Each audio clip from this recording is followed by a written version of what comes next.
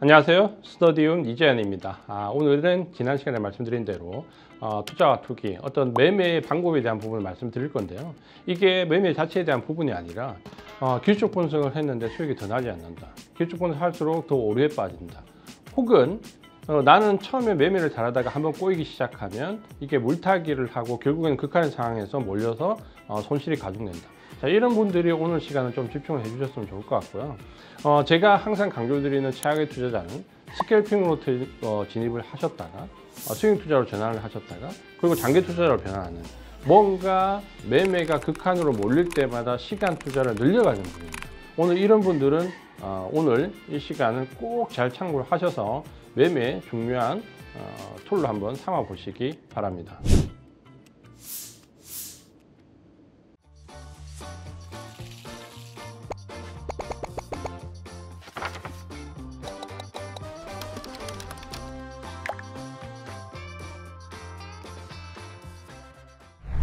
오늘 사실 이제 이 주제에 대해서는 우리가 한번 짚어볼 부분이 있습니다. 제가 최근에 이제 많이 받았던 질문이기도 하거든요. 근데 이거를 이제 기술적인 측면 내용을 제외하고 어떤 방법론적인 부분을 본다면, 이게 본인이 하는 매매와 공부의 방향이 일치하지 않는 경우에는 사실 노력에 비해서 성과가 잘 나지 않습니다. 그래서 제가 늘 강조했지만, 이런 자기의 본인의 매매에 대해서 먼저 규정을 할 필요가 있는데요. 여기에서 진짜 먼저 알기 위해서는 우리가 하고 있는 이 투자와 투기, 그리고 투기 내에서의 어떤 매매의 방법에 대해서 분명히 이제 규정을 좀 지어야 됩니다. 먼저 이제 보통 우리가 그 주식 투자를 어떻게 나누냐면, 나는 좀 종목을 오래 보유하고 있다라면 투자라고 얘기를 하고요. 나는 좀 짧게 사고 팔면 투기라고 얘기합니다. 트레이딩이라고 얘기합니다. 근데 이거는 조금 제가 볼 때 관점이 좀 잘못됐고요. 정확하게 본다면 우리가 규정하는 투자와 투기는 명백히 다릅니다. 그러니까 어떤 상품을, 주식이 아니더라도 부동산이라도 혹은 다른 금융상품이라도 어떤 상품을 사서 내가 그것의 시세 차익을 얻겠다고 하면 그건 다 투기입니다.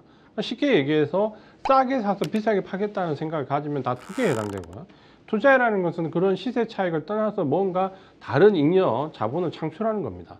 예를 들어서 은행에 우리가 이자를 받게 적금을 든다든지 예금을 든다든지, 이거는 적금이나 예금 자체가 금액이 늘어나지는 않지만 거기에 대한 이자를 받잖아요. 이런 건 투자입니다. 그러면 우리가 주식 투자에서 투자라고 한다면 사실은 시세 차익이 아니라고 하면 굉장히 애매모호할 텐데, 예를 들어서 배당 투자를 하는 거죠.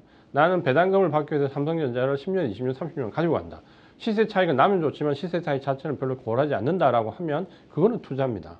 근데 내가 삼성전자를 지금부터 사서 앞으로 한 5년 정도 보유해서 두세 배의 시세 차익을 내겠다. 이거는 아무리 몇 년을 보유하더라도 이건 투기입니다. 그러니까 이걸 엄연히 구분을 해야 되고요.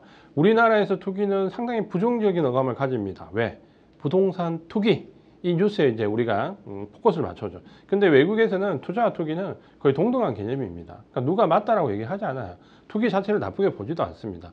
투기는 시세 차익을 얻기 위한 행위이기 때문에 우리처럼 투자는 좋은 것, 투기는 나쁜 것 이렇게 구분하지 않죠. 그러니까 일단 이 부분부터 명확히 해야 되고, 그렇다면 아마 제 생각에 아마도 99.9%의 우리 개인 투자가분들은 투기에 해당될 겁니다. 그러니까 요거를 일단 규정을 짓고 내가 하는 행위가 투기다 라는 가정하에 접근을 해야 됩니다.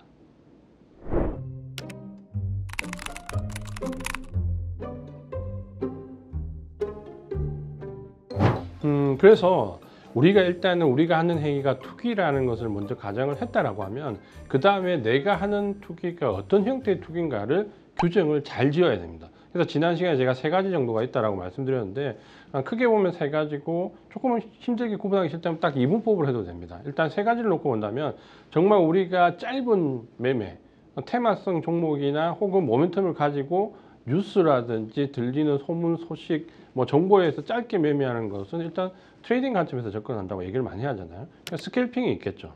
스캘핑이 있고, 그 다음에 이거를 조금 더 스윙 관점에서 끌고 가는 관점이 좀 있겠죠. 이것도 이제 제가 구분하는 방법은 주 단위 이상, 주 단위 이하, 주 단위 이하로 끝나면 단기 스윙으로 봅니다. 그래서 단기 스윙이 있고 스캘핑이 있고, 또 하나는 이제 주 단위 이상 넘어가는 장기 스윙이 있습니다. 요거는 보통 주 단위를 넘어가서 몇 개월까지도 스윙 관점으로 보는 거죠. 그러면 스캘핑과 단기 스윙과 장기 스윙 이렇게 나누는데, 요거를 우리가 며칠 이렇게 딱 구분 짓기는 사실 어렵습니다. 그래서 요거를 우리가 편안하게 생각하면, 자, 나는 가격을 차를 적극적으로 활용하겠다라고 하면 이건 일단은 스캘핑이라도 트레이딩 관점에 가까운 거를 좀 놓고요. 반면에 내가 어느 정도 시세 차익을 내지만 단기 가격보다는 시간을 좀 가지고 시간의 어떤 개념으로 들어가겠다는 시간 투자를 하겠다로 구분을 좀 할 수가 있습니다. 그래서 트레이딩이라는 관점에서도 하나의 단기 가격 차를 노릴 것이냐 혹은 시간 투자를 할 것이냐, 그냥 극단적으로 얘기하면 이 두 가지로 나누는 게 가장 좋고, 결국은 내가 트레이딩 관점이냐 시간 투자의 관점이냐 이 두 가지를 어떻게 접근하느냐에 따라서 방법론은 완전히 달라집니다. 그러니까 내가 결국 이 가격 차를 노리는 적극적인 트레이딩 관점이냐 아니면 시간 투자를 하는 스윙 투자의 관점이냐를 놓고 명확하게 본인의 매매를 구분을 지어야 됩니다. 이걸 구분짓지 않기 때문에 내가 가격 투자를 하면서 혹은 시간 투자의 방법을 찾거나 시간 투자를 하면서 가격 투자의 방법을 찾으면 이거는 상당히 맞지 않죠. 결국 기술 분석의 방향이나 본인이 공부하는 방향이 틀렸다고 볼 수 있는 거죠. 그래서 수익이 생각만큼 나지 않을 수 있습니다.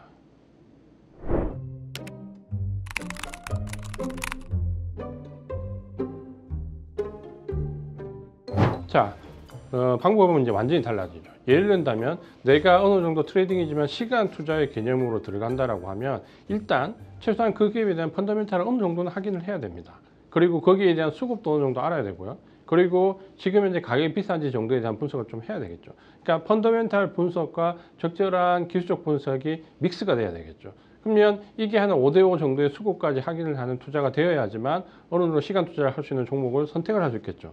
그러면 펀더멘탈에 대한 확인과 뭐 기본적인 이 회사가 영업이 잘 되는지 이익이 나는지에 대한 펀더멘탈에 대한 분석, 그리고 이 회사가 지금 이제 수급이 어떤지에 대한 분석, 그리고 이 회사가 지금 가격에 진입할 수 있는 진입 시점인가라는 기술 분석을 따져볼 수 있는 부분, 요게 이제 믹스가 돼야 되는 게 어느 정도 시간 투자의 개념이죠. 반면에 가격 차를 적극적으로 하는 단기 투자 트레이딩 같은 경우는 사실 펀더멘탈이 별로 필요하지 않습니다. 내가 지금 사서 오늘 안에 팔 수도 있고 내일 팔 수도 있고 적어도 일주일 안에 이거를 청산을 해서 매도를 한다면 굳이 펀더멘탈이라는 것은 이 기업이 당장 내일 쓰러지지 않을 정도의 부실하지 않는 그 정도의 기업만 확인하면 되는 거죠. 펀더멘탈이 중요하지 않죠. 이 기업에서 가장 중요한 것은 가격입니다. 내가 과연 싸게 사서 비싸게 넘길 수 있는 가격적인 진입 타이밍을 찾느냐. 결국은 기술적 분석이 상당히 중요하겠죠.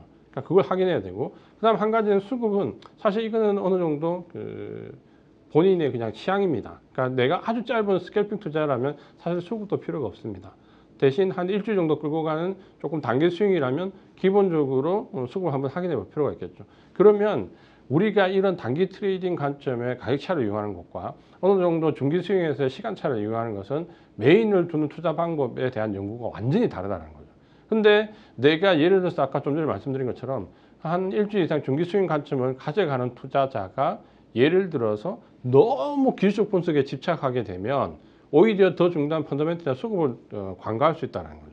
그러니까 요거는 적절히 밸런스가 필요한데, 반대로 내가 당장 오늘 매수해서 오늘 안에 팔든지 내일 팔든지 아주 짧은 가격차를 이용한 거래를 하는 사람이 사실 소문을 듣는 것도 별로 중요하지 않습니다. 그러니까 오히려 그런 분들은 기술적 분석에 집중을 해서 여기가 진입 타임이 맞고 청산 타임이 맞느냐에 집중해야 되는데, 오히려 이런 모멘텀 테마를 가는 사람이 길을 열어놓고 소문이나 정보에 집중을 하게 되면 계속 한 발 느리죠.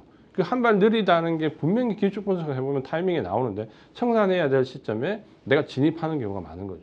그러니까 이런 걸 본다면 분명히 본인이 생각하는 투자에 대한 부분을 규정을 짓지 않는다면 분명히 공부 방법이 잘못될 수 있고, 그렇다면 본인의 노력에 비해서 성과는 상당히 떨어질 수 있다는 거죠. 그러니까 이 두 가지 정도는 최소한 구분을 해서 접근을 하셔야 됩니다.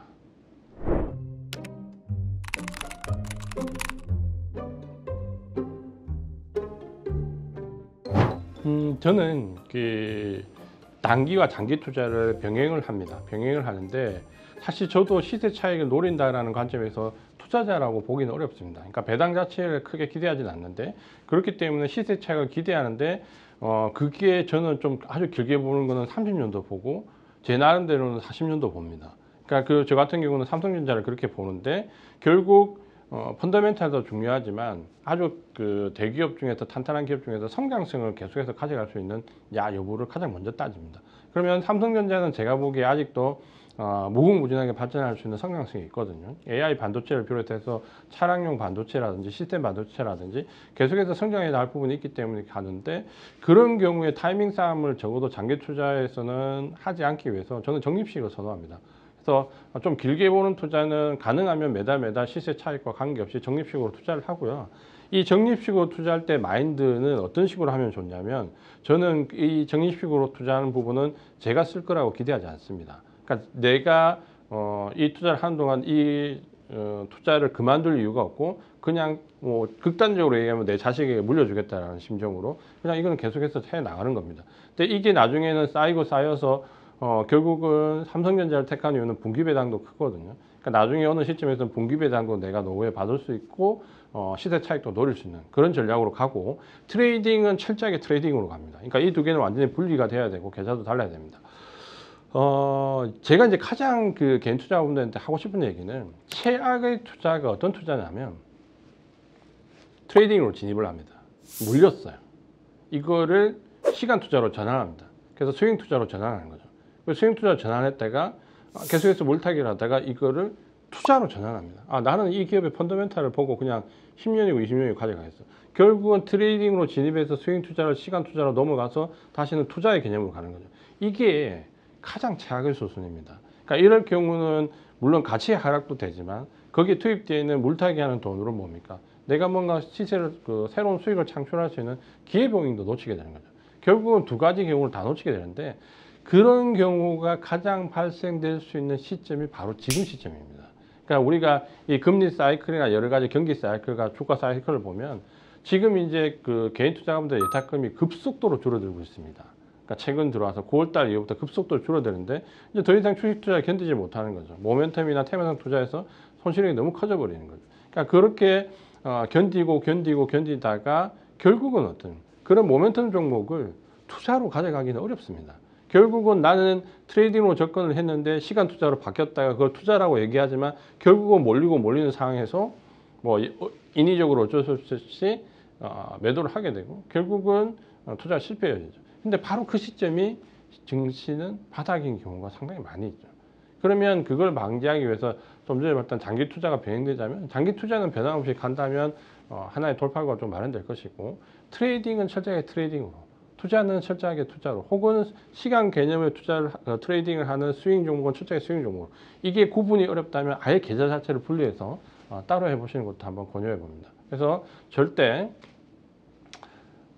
우리 개인 투자자분들 해서는 안 되는 행위 꼭 기억을 하셔야 합니다. 스캘핑으로 들어가서 스윙 투자에서 장기 투자자로 이렇게 넘어가는 과정은 절대 없도록 꼭 기억을 하셨으면 좋겠습니다.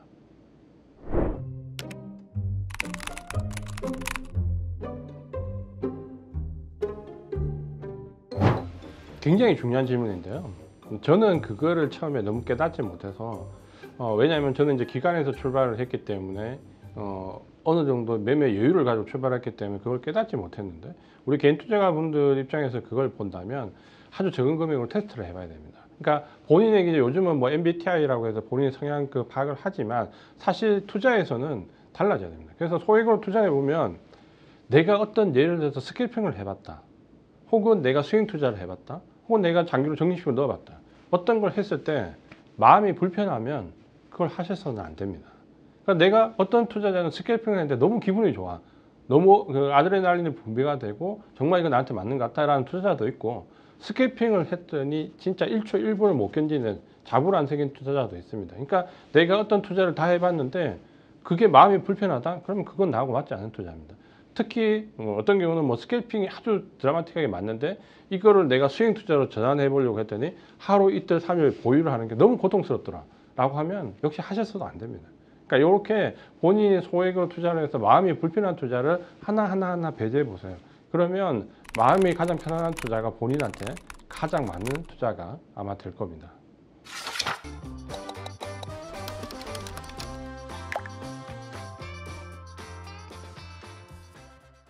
네, 오늘은 매매 방법에 대해서 본인에 맞는 매매 방법을 찾아가고, 우리가 사실 투자나 투기냐 혹은 투기에서도 트레이딩의 짧은 관점이냐 혹은 시간 투자의 관점이냐 부분을 구분을 해서 본인에 맞는 방법을 좀 찾아가자.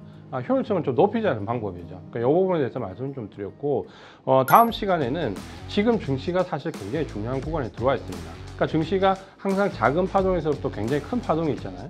지금은 작은 파동에서의 분기점이기도 하지만, 어떻게 보면 금리 인상 사이클 혹은 금리 중단 사이클이라고 얘기하는 금리와 관련돼 있어서 아주 큰 사이클도 역시 변화의 시점입니다. 우리가 작년, 재작년 굉장히 큰 금리 인상 파동을 겪었잖아요.